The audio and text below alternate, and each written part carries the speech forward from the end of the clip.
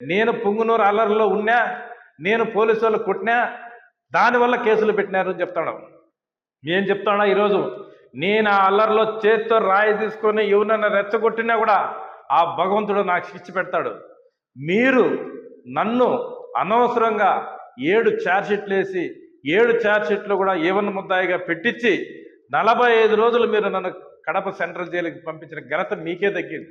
నా మీద తప్పుడు కేసులు పెడితే పర్వాలేదు, నేను జైలుకి పోయినా పర్వాలేదు, కానీ 700 మంది మీద మీరు తప్పుడు కేసులు పెట్టినారా లేదా అని నేను అడుగుతాను. ఎంతమంది ఉసురు కొట్టినారు? కేసుల్లో లేని వాళ్ళు దాదాపు 1000-2000 మందిని 3 నెలలు ఊర్లో లేకుండా అజ్ఞాతంలోకి తరిమినారు. ఆ పొద్దు కనపడలేదా నీకు?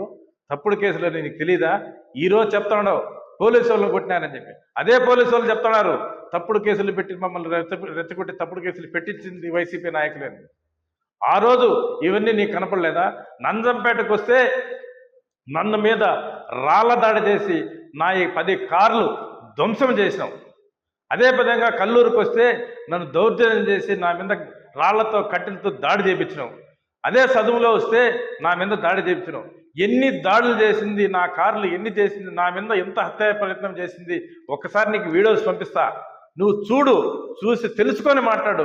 తెలియకుండా నేనేదో దావులు అమ్మిచ్చేస్తాడా, మామిడి చెట్లు నరికిచ్చేస్తాను, ఎక్కడన్నా ఒక్క తావును చూపించు, నేను కానీ నీ మామిడి చెట్లు నరికిచ్చింటే నేను వచ్చి క్షమాపణ చెప్తా.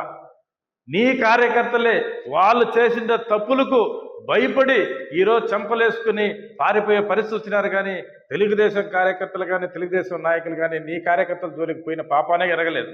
నువ్వేదో చెప్తాడో చంద్రబాబు నాయుడు ట్రాప్లో పడిపోయాడు, చంద్రబాబు నాయుడు ట్రాప్లో చంద్రబాబు నాయుడు ట్రాప్లో కాదు, నువ్వు ఒకసారి చరిత్ర ఆలోచించుకో.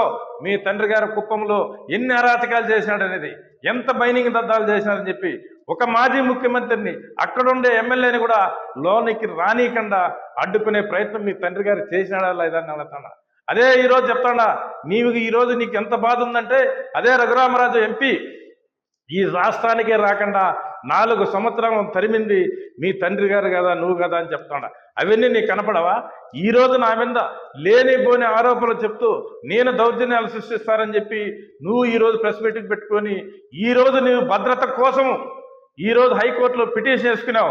నీ పిటిషన్ కోసము, నీ గన్లమేళ్ల కోసం ఈరోజు కొత్త యాక్షన్ ఎత్తేసి అది కూడా నా మీద బురద తల్లే ప్రయత్నం నువ్వు చేస్తానావంటే ఇంతకంటే తప్పుడు ఆరోపణలు ఉండవని చెప్తాను. ఇవన్నీ ప్రజలు గమనిస్తున్నారు.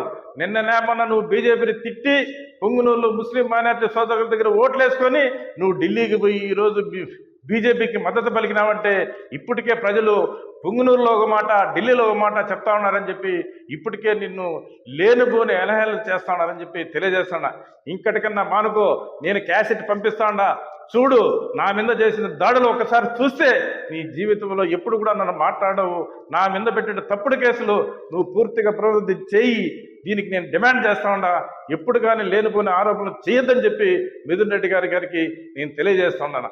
ఏదో కంపెనీలు తెచ్చినాయని చెప్పి తప్పుడు ఆరోపణలు చేస్తాడావు. కానీ అయ్యా మిథున్ రెడ్డి, ఈ నియోజకవర్గాలు అవుతేనేమి, ఈ జిల్లాలు అవుతేనేమి ఎక్కడ కానీ మీ పిఎల్ఆర్ కంపెనీ తప్ప వేరే కంపెనీలు రాలేదు.